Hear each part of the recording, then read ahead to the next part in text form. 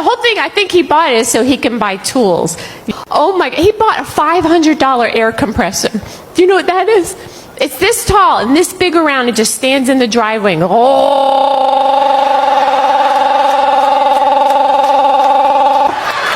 it calls all the other husbands out of their houses.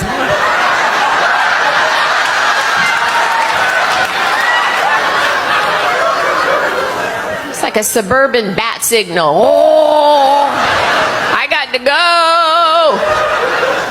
I don't even know what it is. I walk up to it, it goes, psh. Like, why do we need that? He goes, it blows out air real fast. So does your butt. Use that.